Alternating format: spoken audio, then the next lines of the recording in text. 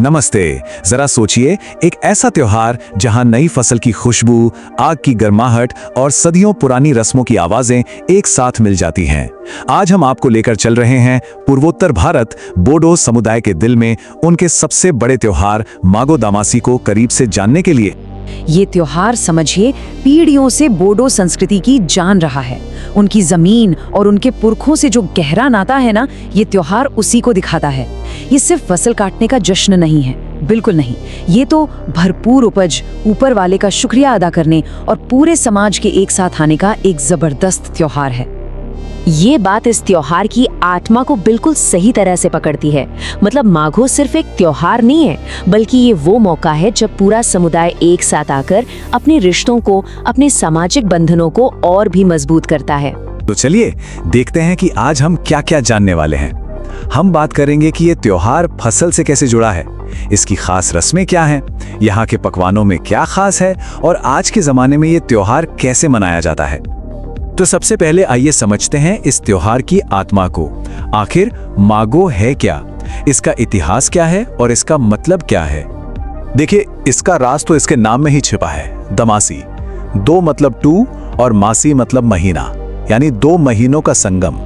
ये वो समय है जब पू का महीना खत्म होता है और माघ का महीना शुरू होता है, ठीक मिड जनवरी के आसपास। तो असल में ये त्योहार है भरे हुए खलिहानों का जश्न। अब सोचिए, महीनों की मेहनत के बाद जब साली धान की मुख्य फसल कटकर घर आ जाती है, तो पूरा समुदाय एक साथ मिलकर जो खुशी मनाता है, बस वही है मागो।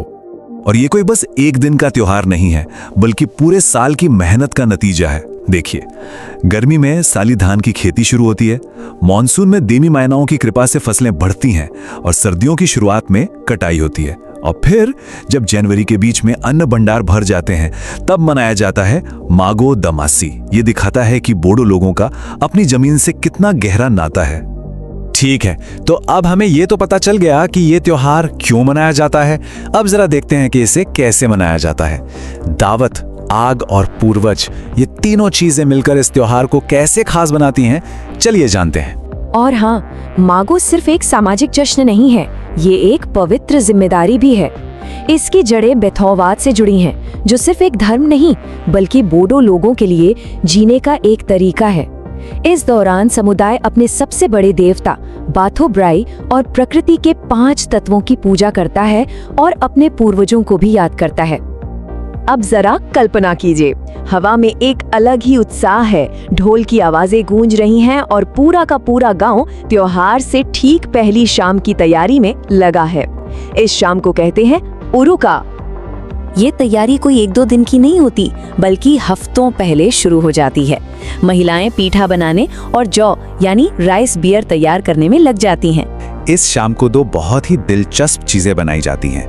एक है बेलागुर। ये बांस और फूस से बना एक ऊंचा मंदिर जैसा स्ट्रक्चर होता है, जिसे अग्नि देवता को भेंट चढ़ाने के लिए बनाया जाता है। और दूसरा है भेला घर। ये एक तरह की झोपड़ी होती है जहां सब लोग मिलकर दावत करते हैं, खाते पीते हैं। तो एक पूजा के लिए और दूसरा पार्टी के लिए, है ना मजेदार। अच्छा, उरुका की रात को एक बहुत ही अनोखी परंपरा भी होती है। एक ऐसी परंपरा जो हमें सोचने पर मजबूर कर देती है कि क्या हो अगर चोरी करना जश्न का हिस्सा हो। जी हाँ, आपने सही सुना। उरुका की रात को गांव के नौजवान मिलकर दावत के लिए लकड़ी और सब्जियां चोरी करते हैं।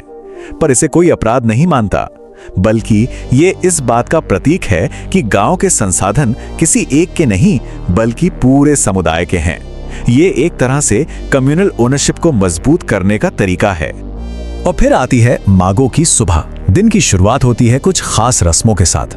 सबसे पहले सूरज उगने से भी पहले नदी या तालाब में जाकर पवित्र स्नान किया जाता है, तन और मन की शुद्धि के लिए।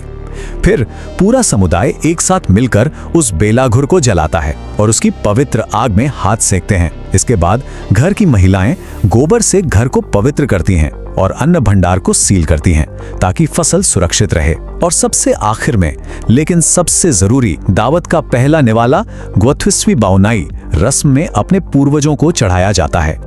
अच्छा, इतनी सारी रस्मों के बाद अब बात करते हैं उस चीज की जिसके बिना कोई भी त्योहार अधूरा है, यानी कि खाना। चलिए अब मोगो के जायके की दुनिया में चलते हैं। तो भाई फसल का राजा तो चावल ही है, और मागो में चावल से बनते हैं तरह तरह के पिठा, जैसे कि एंथाप जो भाप में पका हुआ नर्म केक होता है, फिर है सिंथाओ तला हुआ मीठा या नमकीन केक, एंक्रोंग जो एक तरह का पैनकेक है, होमनाई और लारू भी हैं जो नारियल से बनी मीठी गोलियां होती हैं। मतलब चावल के कितने रूप हो सकते हैं आप यही देख सकते हैं। अब आते हैं मेन कोर्स पर। यहाँ का सबसे खास और जरूरी डिश है ओमा बेदोर। ये पोर्क की एक लाजवाब करी होती है और इसे मेहमान नवाजी का प्रतीक माना जाता है। इसके अलावा ऑनला करी भी बनती है जो चिकन और बैम्बू शूट से बनती है, और हाँ, इन सब के साथ होती है जौ यानी पारंपरिक राइस बियर। इसके बिना तो मागो का जश्न अधूरा है। तो मागो सिर्फ रस्में और दावतें ही नहीं है, ये त्योहार लोगों को जोड़ने का भी काम करता है। चलिए देखते हैं कि खेल और परिवार इस त्योहार की भावना को कैसे जिंदा रखते हैं। फसल कटने के बाद जो खाली खेत बचते हैं वो बन जाते हैं खेल के मैदान। यहाँ पारंपरिक खेल खेले जाते हैं, जैसे गिला गिलेनाई जिसमें बड़े बड़े बीजों से निशाना साधा जाता है, फिर है दाउदूफ गिलेनाई जिसमें उबले हुए अंडों से मजेदार मुकाबला होता है, और हुई गिलेनाई तो बिल्कुल कबड्डी जैसा है।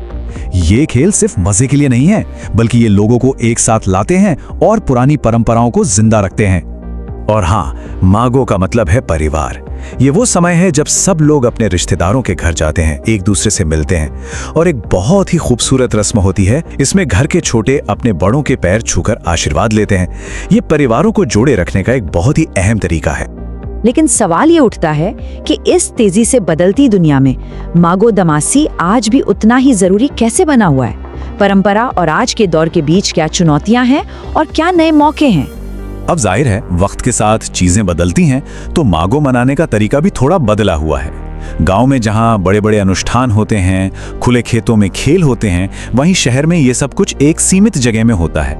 शायद आग भी सिर्फ सांकेतिक हो और खाना बाजार से आ जाए, लेकिन एक चीज है जो नहीं बदली है, और वो है इस त्योहार की आत्मा, समुदाय और अपनी पहचान से जुड़ाव की भावना। और ये सिलसिला चलता रहता है, फसल का चक्र घूमता है और उसके साथ मागो भी लौट कर आता है। अगला मागो उत्सव भी मध्य जनवरी 2026 में मनाया जाएगा। तो मागो का ये सफर हमें एक बड़े सवाल पर लाकर छोड़ देता है। जैसे जैसे हम मॉडर्न जिंदगी की तरफ बढ़ रहे हैं, अपनी पुरानी परंपराओं की आत्मा को हम कैसे जिंदा रख सकते हैं? शायद जश्न के तरीके बदल जाएं, पर अपनी जड़ों, अपने लोगों से जुड़ने की जो हमारी जरूरत है वो तो हमेशा रहेगी, है ना?